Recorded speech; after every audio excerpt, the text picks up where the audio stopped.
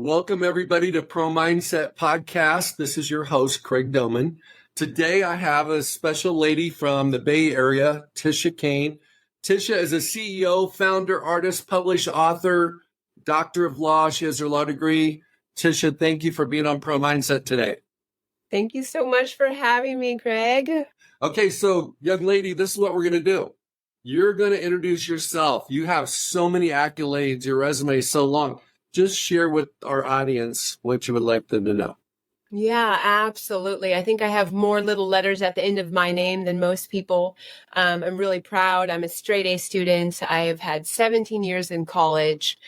In my past life, about 9 years ago, I was CEO for some big Fortune 500 companies running trucks. I don't know if you've ever seen the ice road truckers that go up into Alaska.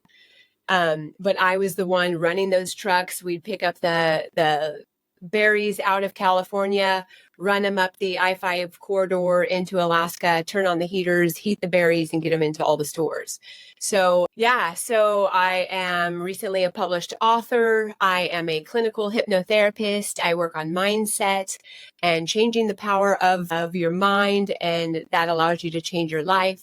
There isn't anything I haven't done or won't do. I'm one of those unicorns, I guess, if you want to call me one of those. I love all things power tools, things building, structuring. Yeah, so I do it all, and it's great. Okay, so let's focus on one thing for this next segment.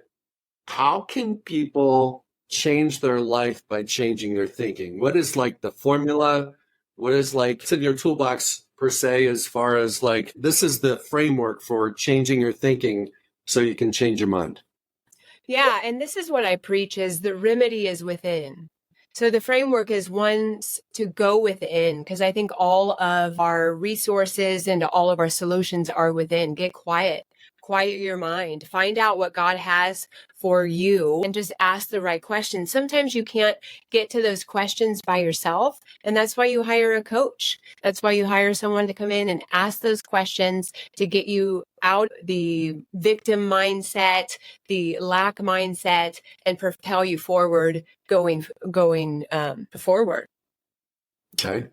So does that have anything to do with tapping into your purpose? I mean, what is the element, or what is the procedure for evaluating your mindset today and realizing that your circumstances today reflect your mindset today, and that if you want your circumstances tomorrow to be different, you've got to change your mindset for tomorrow. That's right. And so I believe in the cliche is if you keep doing what you've always done, you've always going to get what you've always got, right? So if you look at your life, and I use the life pie or the wheel of life, and I look at all aspects of that. So in a session with me, we go in and we break it down. We look at your financials. Where are you on a scale to 1 to 10? We look at your health and nutrition. Where are you? So looking at all those different categories in your life, where are you and where do you want to be? And then the lowest of those categories, we look at your relationship with money. We look at your relationship with your friends and family. And if you have a tribe and community you can lean on. And more importantly, I love to focus on voluntary discomfort. Are you putting yourself in voluntary discomfort to go ahead and make changes? And it takes radical action. There's healing in the action, right? So taking radical action to change and get you out of the boxes that you've been playing in for however long. So looking at those categories and looking at those aspects of your life to really dial in and focus on where you are and where do you want to go. It's identifying the gap. Yes, right. And that's what I'm a gap filler, gap closer. Where do you want to go? What do you want to do? And sometimes, you can't see the picture when you're in the frame, right? Like that was outside of your awareness because you're sitting here every day doing the same thing. And I'm like, so why don't we just tap into this? Or what did you used to do as a child, right? And let's do that and bring up your fun and adventure up to a 10. Right? If we're not living this exquisite, beautiful life, then what are we doing here? Live a life with no regrets. Right. Okay, let's talk about voluntary discomfort. What does Mm. that mean? So voluntary discomfort is putting yourself in spaces that make you feel uncomfortable voluntarily. So this could look like, so I practice in court a lot, on the criminal side. When I first started going to court, I was like, oh my goodness, am I worthy enough? Am I good enough to be arguing up here? And then I'm like, you know what? I'm just going to jump in. And I had those butterflies and my temperature rose, and I was putting myself voluntarily there. And in doing so, I grew, right? Or if you take a look at your fitness, right? If you're doing the same old thing and you're like, okay, I'm lifting weights every day and I'm lifting 25 pounds. Well, let's put ourselves in voluntary discomfort. If you're always lifting 25 pounds, you're not growing that muscle.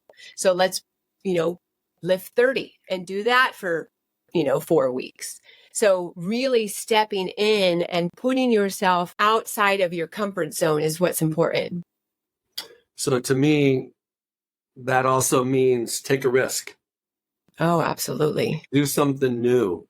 Yeah. Do something different. Try something new. Mm-hmm. I think everybody has an idea or concept of what they'd like to be, who they like to be, but they're scared and they have fear about even getting there. And the only way you can get there is to take one step towards whatever you desire, which is going to make you uncomfortable.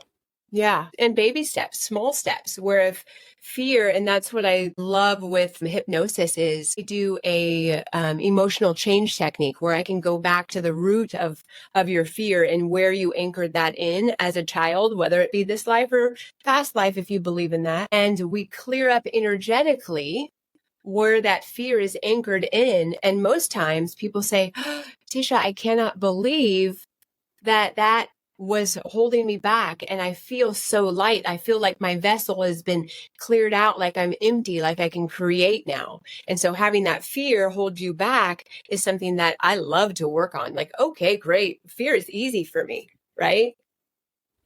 Here's what I found, and very similar to what you just said. No scientific evidence, no education in this area, no masters and PhDs or anything like that. But we only remember things we have an emotional connection to. Mm. So our memories are a bank of emotions. So if you think about your honeymoon, you think about some exciting thing that happened in your life, you don't remember every detail. Right. You only remember those big moments where you had an emotion of being proud, being happy, feeling joy, feeling seen, feeling heard, all those things. Right. But on the flip side, the negative is the same. You only remember the things that you have an emotional trauma about. Mm. And it manifests itself today, whether it happened 5 years ago or 20 years ago, and manifests today as a fear. It wasn't fear then. It was Right. pain. It was anger. It was embarrassment. It was shame. It was something. But today it shows up as fear. So when I talk to my people, I help them understand that the emotion that you had at the time of the situation is different than the emotion you have today. And it shows up today as a blocker for moving forward because of the emotion that was attached to it back then. That's right. And I've seen that in my practice too. So where they've anchored in a different emotion that happened back there and it's kind of transmuted and changed into fear and it's holding them back.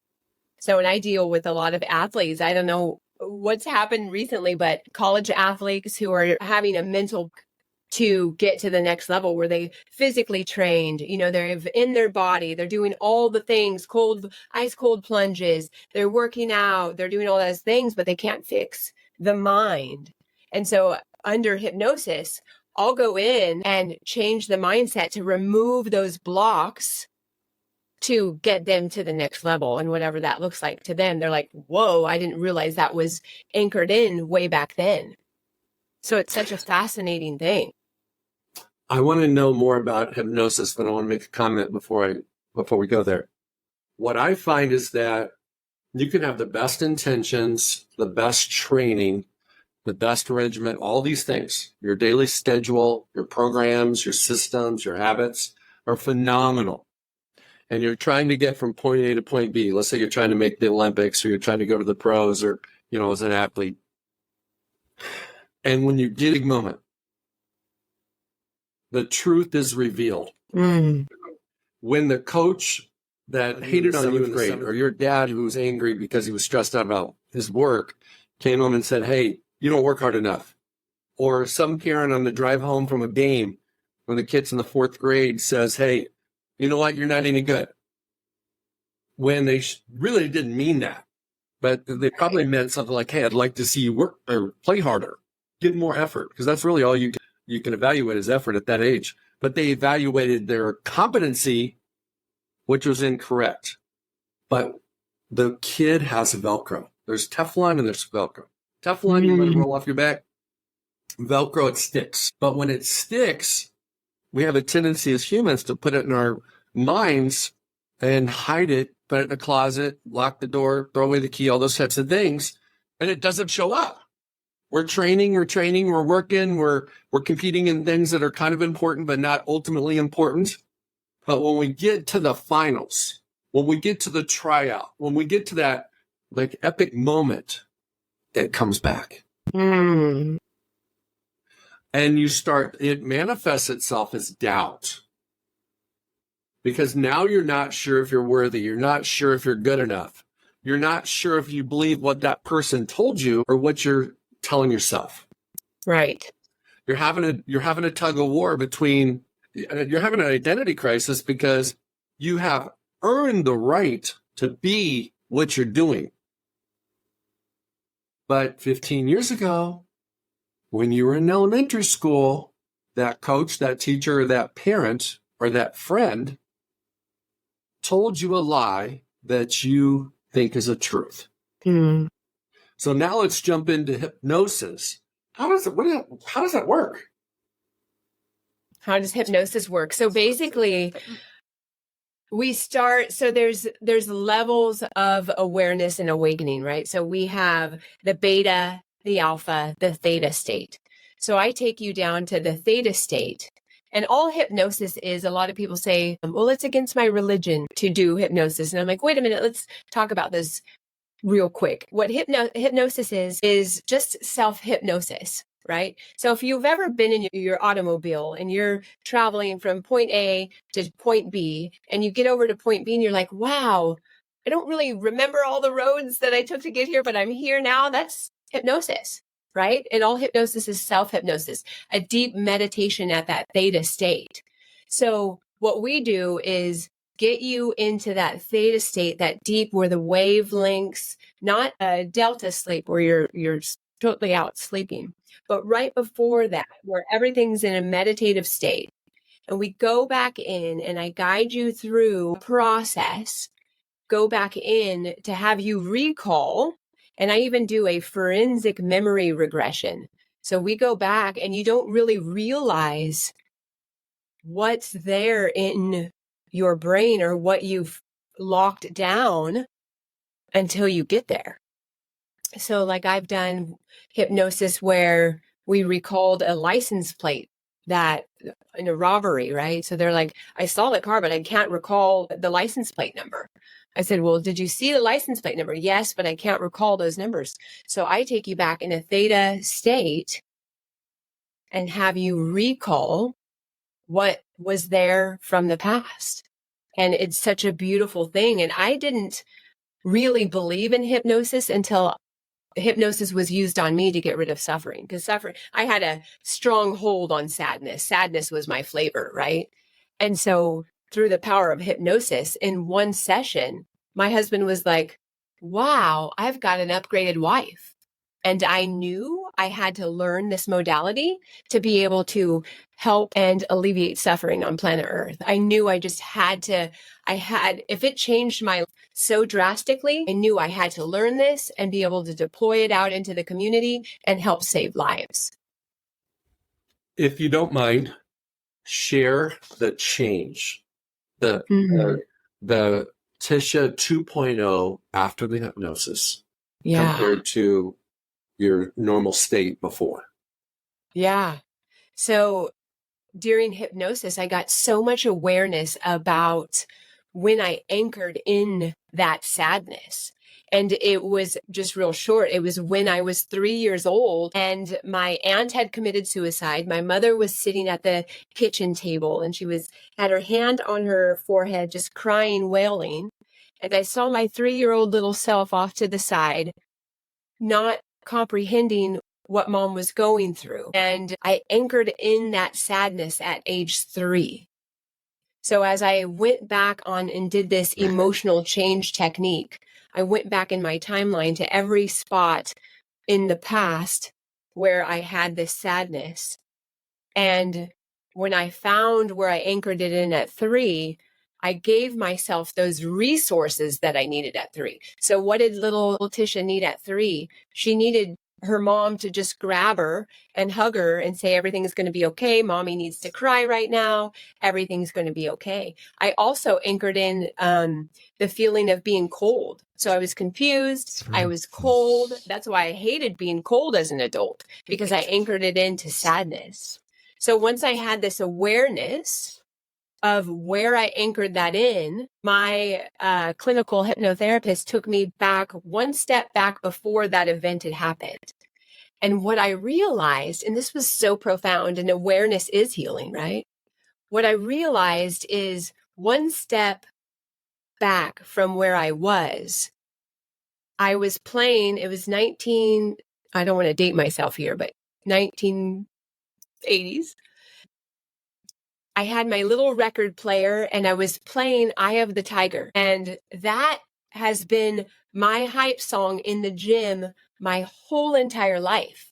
And I now, through hypnosis, understood that came from my 3-year-old self right before I anchored in sadness.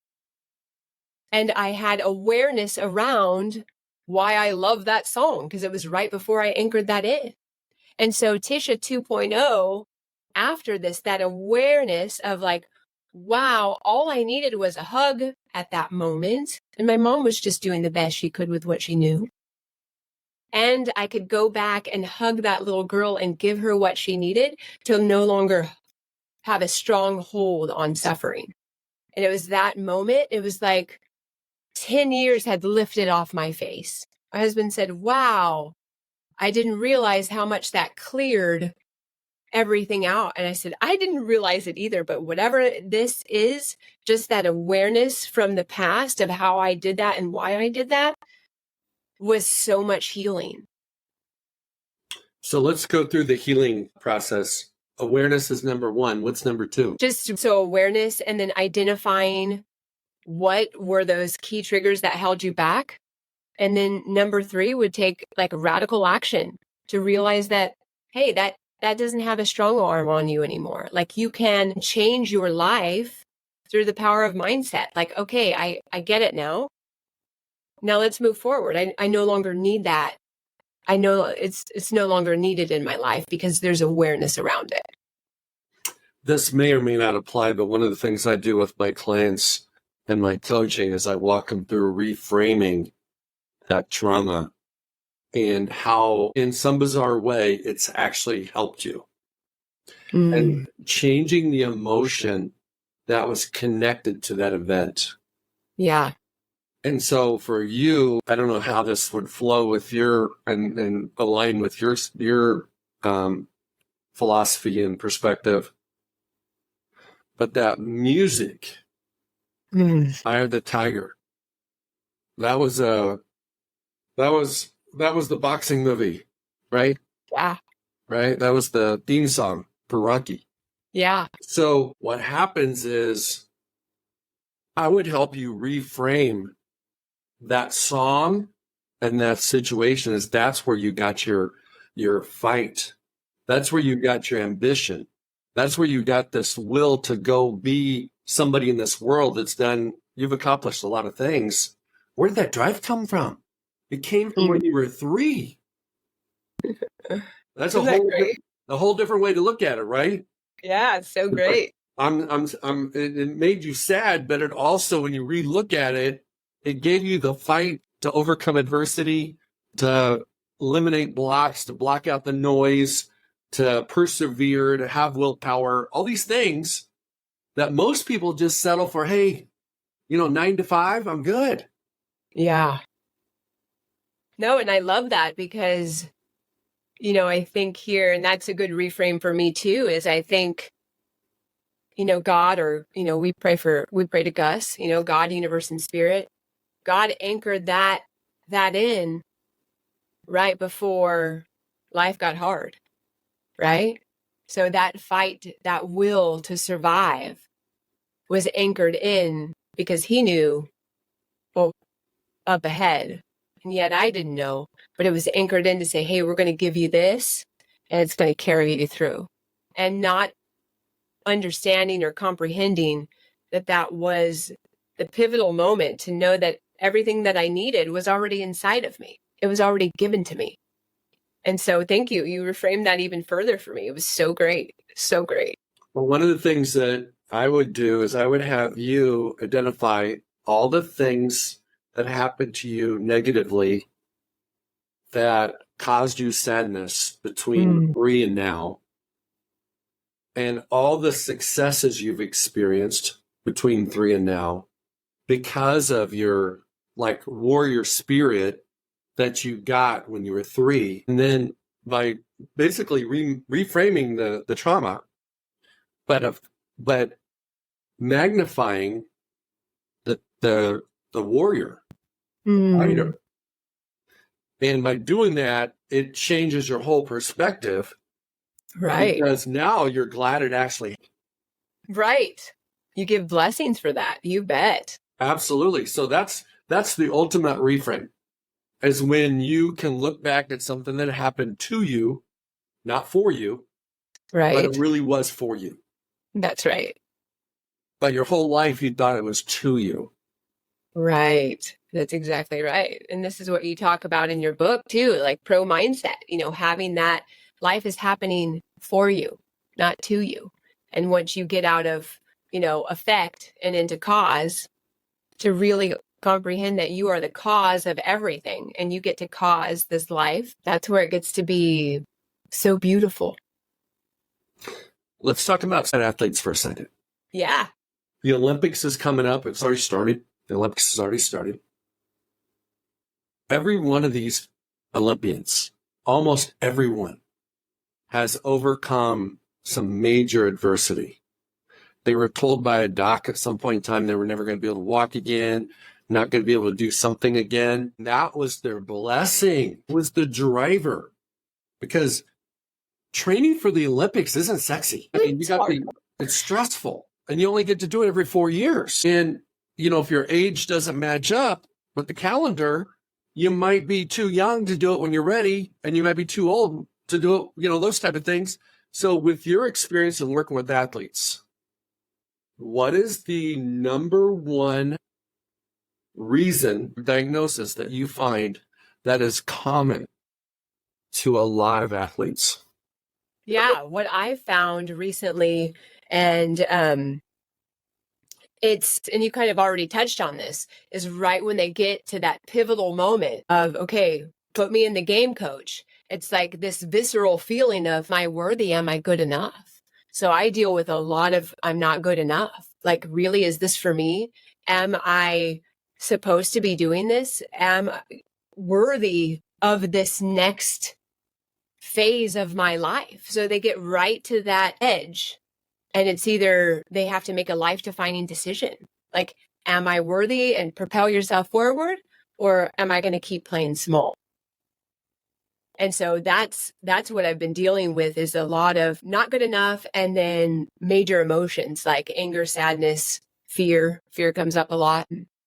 Anger, sadness, grief, fear, not good enough. But it's that one of not good enough. And I'm, and then they give me their laundry list of things that they have done, like over and over. And I'm like, what? And you're sitting here telling me that you don't believe that you can make it to the next piece of this? It's like, let me reframe this for you. Like, can I turn this around and show you what you just listed to me from someone sitting on the outside, has no connection to, sports on the inside, And you just gave me a laundry list of all of the things that you have accomplished. You've been training for 4 years for the Olympics. You've been, in the game every day. You have an epic 5 a.m. morning routine. You've done all this other stuff. And I just really look them in the eye and say, really? Huh. That's interesting. Tisha, And then it's like this face goes wonky. Tell me why. Why do they feel unworthy? You gave me all the reasons why they should feel worthy. Right. Why do they feel unworthy? What is the root cause of that? Because everything you told me was why they shouldn't. Well, I think it's as simple as they're a child of God, right? They're a child of God. They're meant to live in their bigness. So why should you not feel worthy? Maybe they're fearful still, right? Maybe they're holding on. There's so many different things that come up because their families have never been in this position, right? And so they go to their families and they think, maybe I'm just not good enough. I give this analogy about the lonely table. And typically what happens is the athlete is sitting at a table with their family. They're sitting at the table with their neighbors, with their friends from high school. And it's good. They're eating supper. They're having a great time. And they're sitting there and thinking, I want to be over there at that table with the greats. I want to be over there with the best Olympians. I want to be over there with all the people who inspire me to get me to that next level. And so they leave their regular table and they go sit at the big table now, right? And so they're eating bread and they eat breakfast and they're like, wow, their mind's blown, right? They're like, I'm finally at this table with the greats, right? And then they eat lunch with them. And then a little bit of mindset shifts. Am I good enough? Wow, we're having exquisite conversation. We're having deep dives. These people are getting ready to blow their businesses out of the water. Ooh, I don't know. Am I good enough?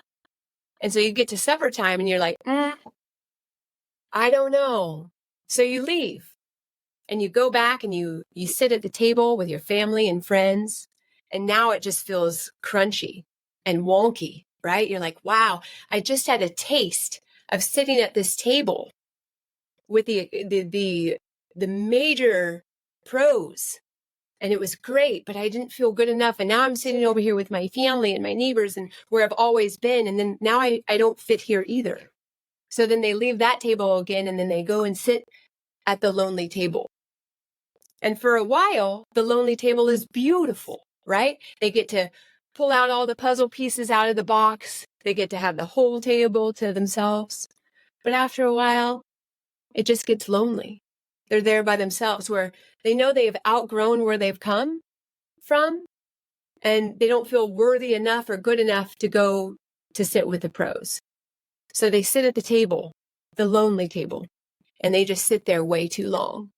So then my question becomes is, how long are you going to sit at the lonely table? And they just look at me and like, wow, yeah, I've been sitting at the lonely table for a long, long time. Okay, so what are we doing? Healing is in the doing. What are we doing to get you at? Do you want to go back to the table that it's so familiar and it's everything that you're known? Or do you want to grow yourselves to new levels? Do you want to challenge yourself to new levels that you never thought possible? Because I'm your cheerleader and I want you to go wherever you want to go and I'm going to be here to support you. What do you want to do? And then have them get laser focused on what that looks like. What I heard you just describe, and I'm going to use your analogy, but I'm going to use different word pictures, is the concept of that's where the adversity is. It's where the mental struggle is. It's where the wilderness is. It's boot camp. It's training camp. It's that in-between stage when you could go back to who you used to be, or you can step forward into becoming who you planned and wanted to be, and that God blessed you with the talents to be. And it's the most difficult place. It's the most uncomfortable place. It's the place of growth. It's the place of change. And people don't like to be there. Right. Nobody wants to be, nobody, if there's other people at other tables, nobody wants to sit by themselves. Right? And my perspective on unworthiness is that God designed us to be perfectly imperfect. And the reason why he designed us to be perfectly imperfect is he wanted to walk with us on this journey called life. And if he designed us perfectly perfect, we wouldn't need him. Okay? And the second thing is, I talk about in my book, identity killers. Two of those are perfection and Absolutely. the thing that pops up the most often from comparison is either you're not good enough or you're not worthy. And with perfection, it's unworthy. Because you're comparing yourself to a perfect standard that no humans ever attained. No athletes ever batted 1,000 in baseball in a season. No football players ever completed every pass. I mean, I could go through all the different sports. Yeah. Nobody's ever done it. And nobody expects you to, except you. You have this crazy mindset that you're supposed to be perfect. But you're not. It's acceptable to be less than perfect. So when I talk to sports people, and I didn't know this when I was coaching youth sports. I wish I did. Sometimes you learn things after the fact. It's not about winning. It's about being your best.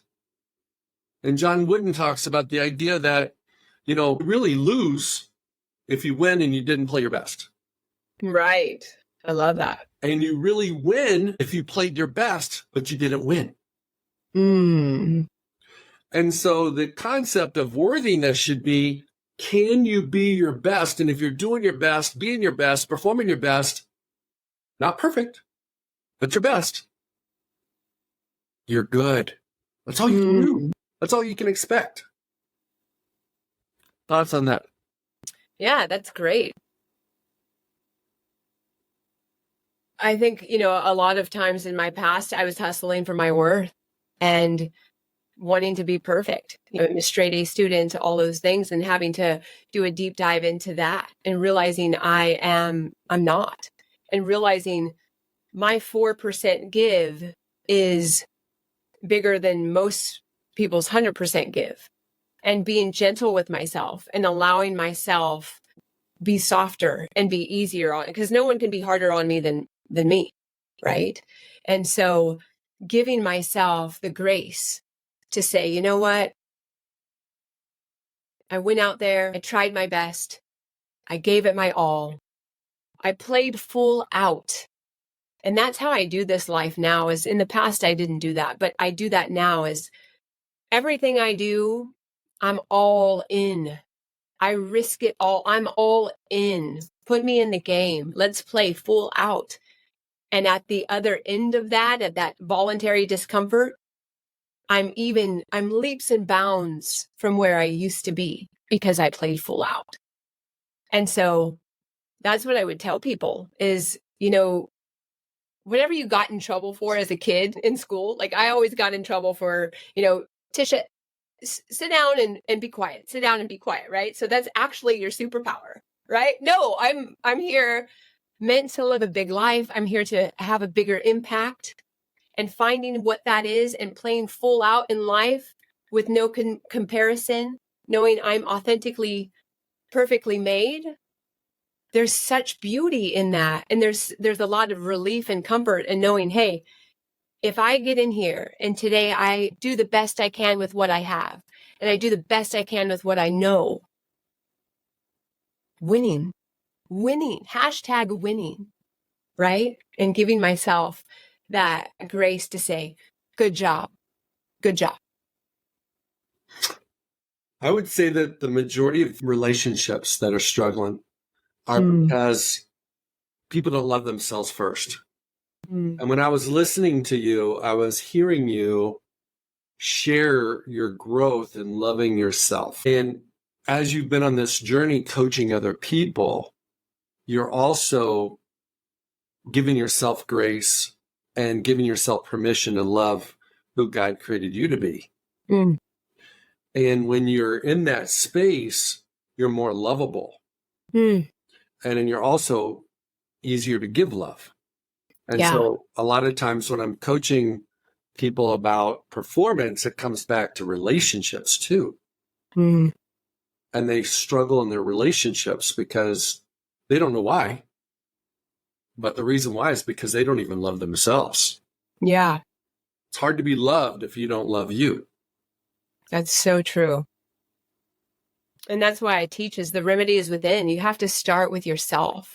And this is essentially what I did is I remember like putting on my lipstick in the mirror and just putting on it and leaving because I couldn't stand looking at myself in the mirror until finally I stood there and said, let me check her out. And that was hard. I remember the tears just flowing because I was like, ooh, I never really even looked at myself. Right. And how do I love myself deeper? And I remember once I started loving on myself and really feeling my cup so full. And I still do that this to this day is I get up at 5 a.m. I have an epic 5 a.m. morning routine.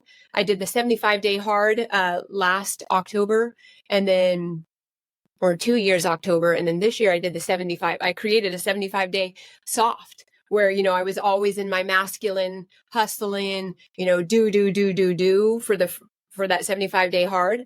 And then I did the 75-day soft where I was like, nope, I'm going to be doing yoga. I'm going to be doing meditation. I'm going to do journaling. I'm going to do, 10 minutes of red light therapy, 10 minutes of sauna, just really starting the day soft, feeling from my cup, loving myself at levels that I never thought possible. Then the confidence came online. Then the awareness came online. Then the capacity to hold more for my husband and my children was bigger because I started loving myself and filling my cup first before anybody else got me. And so that has changed my life is that self-love and really saying, hey, I love myself enough. I gotta come back home. Let me come back home. And then I could help save the world. It's been so good. So I'm guessing that your relationship, your partner relationship and your parent relationship have both gotten better because the common denominator in both those relationships is who? Yeah, me. You, right? So walk us through your epic morning routine as of today, because you've gone through these different, experimented with different things. What have you landed on? Yes. So thank you for asking. So what I've landed on is I know I'm highly disciplined because in the past I wouldn't give myself grace to ever, be a B student. I'm highly disciplined. As I was going through law school, my cohorts were reading legal. I was simultaneously reading lawful, and I just prayed and said, God, I need to get through this lawful, the legal, because that's not really what I want to read. I want to read the lawful. I want to go to the Bible. I want you to show me the word. Please just let me have a photographic memory and show me what I need to know. Pull out the rule of law, the IRAC system, get that done so I can come over here and really do what I want to do. So in that, knowing what I want to do, when I started my morning routine, I was very disciplined and okay, I'm going to do 10 minutes of affirmations, 10 minutes of oracle card pull, 10 minutes of red light therapy, 10 minutes of cold plunge, 10 minutes of sauna, 10 minutes of yoga. And I was looking at my list and I was thinking, wow, can you stop already? I was like frustrated with myself because I was so disciplined in that. And so where I've landed today is really intuitively, one, being in my body and out of my head, right? Because as lawyers, we're always in our heads. So getting in my body and really intuitively leading myself. Whereas if I found a song, because music puts me in my body. If I found a song that really moved me, allowing myself to find another song versus, 10 minutes is up. Now you need to move on to the next thing. Again, going softer, allowing myself to move throughout the morning intuitively versus being highly disciplined and making sure that, okay, I got, 30 things checked off my list today. I do more before the sun comes up than most people do all day, right? So just allowing myself to say, okay, stop the nonsense. What feeds your soul? What feeds your soul? And allowing myself to go there. I love that. What you described to me was you had hard and fast deadlines, orders, boundaries that you were just, it was almost like you were checking boxes before. Yeah. Now you're watering what needs to be watered. What your needs are, you're fulfilling those needs. Because some days you might need a cold plunge, other days you don't. Right. Right? And some days you may need affirmations, and other days maybe you don't. Yeah.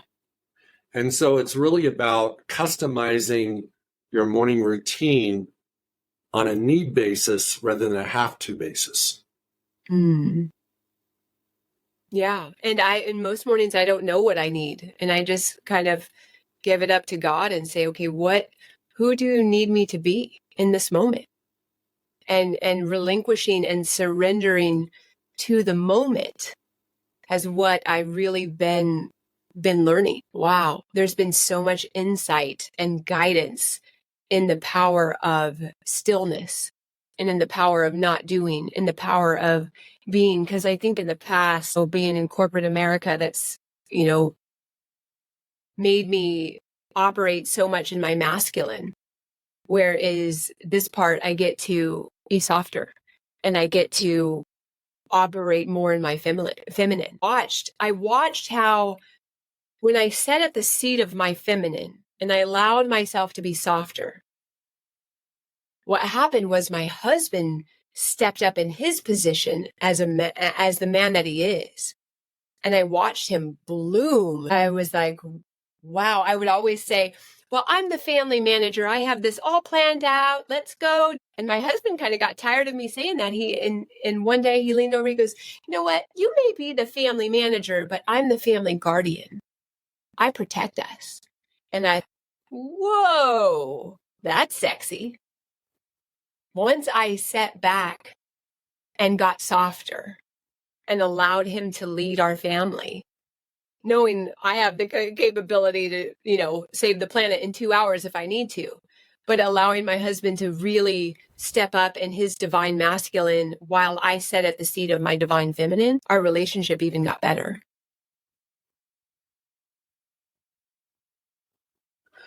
We learn a lot from our kids as our kids get older. I've got a 29-year-old daughter, Riley, who has taught me the masculine feminine game. And men are both, women are both. But women that operate first in their masculine neuter their men. They don't hold space for the man to be the man. And when they don't want to be the man in the household, they expect their husband to step up, but he can't because he hasn't. Because the woman has smothered him with, I got this, I don't need you, I'm running the show type thing. And when a woman can step into her feminine, not being pushed over, not powerful, you can still be powerful and be feminine. Power goes both directions. Yeah. Right? And sometimes women are more powerful in their feminine than they are in their masculine. And so men desire to be the king. And women truly desire to be the queen. And sometimes we get our wires crossed and the woman's being the king and you can't have two kings. So the man now is being the queen. And then men, I don't know a man that wants to be a queen. Right. And so when a man is put in that position, he struggles. And a lot of times men exit stage left. It's like, I'm out of here. And they don't even know why. They don't know they're the queen. They just know they're not living in the way that they were designed to be. So they don't know how to communicate it. They don't understand this feminine masculine game. And so they just call a lawyer and get out. Yeah. So I think it's okay for a woman to wear a masculine hat in certain situations. And I think it's okay for a man to wear a feminine hat in certain situations. But the general operating, the modus operandi should be the man should be in the masculine and the woman should be in the feminine. And once I've surrendered to that, wow, that's where it got exquisite. Allowing myself to surrender and receive, right? And receiving in the past had been really hard for me. And knowing that my husband wants to give, he wants to rub my feet at night. I'm like, what a concept, right? Whereas before I wouldn't allow it. Like, let me take care of you. I got supper to make. Let me take care of you. Once everybody's taken care of, then I can rest. But then allowing myself to surrender and receive. Whew, wow. There's been a lot of growing for me in that. And it just keeps getting better. The more I hands off and allow, I mean, I'm at a peaceful state every day of my life because I don't have to continue like, oh, this is a partnership. I don't have to take care of everything. I could, at times I feel like I'm slacking up, like, oh, I don't have all that planned out. Like we went to San Francisco yesterday and normally I'd have it planned out, A, B, C. And I'm like, you know what? Whatever happens, happens. And it was so great because we just went with the flow and nobody was like jammed up. Nobody was like, okay, we got to get here. No time limits. I didn't even look at my phone. It was so beautiful. So beautiful. Speaking of beauty, you are more beautiful as a woman in your feminine, and your husband's going to be more attracted to you when you're in your feminine. I've noticed that too. Yeah. And it's a conscious choice every day. Like I have to wear the little dresses to say, I get to be a girl today. Right? I mean, it's a conscious choice to trigger my brain to say, okay, soften, go within, soften, allow, receive, surrender, all those things that I didn't allow myself in the past. When I do that, it's like he's more magnetic. Like, what are you doing? I want to see what you do. What are you up to over there? And I just laugh because I see myself behaving differently. And then in turn, so does my husband. And it just keeps getting better and better and better. Right? So you're so true. So true. A couple of thoughts. One is that you actually have more power and respect when you're in your feminine. By surrendering and yielding, you get more respect and more power. Common sense tells you it's the opposite. And then the second thing I would say is that when it affects your kids, the more a woman has a bent towards masculine, career woman, go-getter, type A and everything, achiever, kids want mom. Yeah. They want mom. They want soft. They don't want to see mom as a scoreboard. They don't want to see mom as a to-do list. Yeah. Right? True. Mm-hmm. I mean, if you go back to your 3-year-old self, what did you want? You wanted a hug. Mm-hmm. That's what our kids want. So. And interesting now, I'm a hugger. I'm one of those, I hug. Because I gave myself what I needed back then, right? And I still do. And I tell people, I'm a hugger. Can I hug you? Right? So I'm still loving on that 3-year-old self every day. And I choose that. So beautiful. Tisha, I didn't know where this was going to go. You didn't either, but this has been a wonderful conversation. Okay. I appreciate your time today. Is there anything that you would like to share with our audience that we haven't spoken about? Yeah, just, mindset is everything. We are, if God created us, God is within us, and we have the power to create the life to be everything that we ever dreamed of. And the power of mindset is, and that's what, made me magnetic to your podcast is I believe in mindset. I believe in a pro mindset. I believe in just really getting correct on our thinking and our line of sight to create the life of our dreams. And if I did it, You can too. Amen. Where can people find you? Yeah, so I do all things. I do coaching via Zoom. All of my social media handles are my personal brand, Tisha Marie Cain, Cain. It's biblical. It's all worked out perfect. I've also, people have flown me in to have more intimate intensives to do past life transgressions, regressions. So there isn't anything that I won't do to help eliminate and stop the suffering. So you can find me at lifecoachcain.com. That's my website. You can go there and book an appointment with me, reach out. My email's on there too. I love, love, love to help change your life through the power of mindset. Well, thank you very much for being on today. I want to remind everybody that they can check out Pro Mindset, the book, on craigdomann.com. And I want to thank everybody for listening to this wonderful conversation today. And I want to wish you nothing but the best of luck in your future with your family, with your marriage, with your kids, and with your career. Thank you so much. You as well. Thank you. Hey, it's Craig Domann, the host of Pro Mindset Podcast. I want to thank you for listening or watching today's show. And you can catch us every week on the normal social media platforms like YouTube, Facebook, Instagram, and all the listening podcast platforms. I hope you enjoyed today's show. And more importantly, I hope you gained a pro mindset insight. Please be sure to rate and review Pro Mindset Podcast. And I look forward to catching up with you on our next show.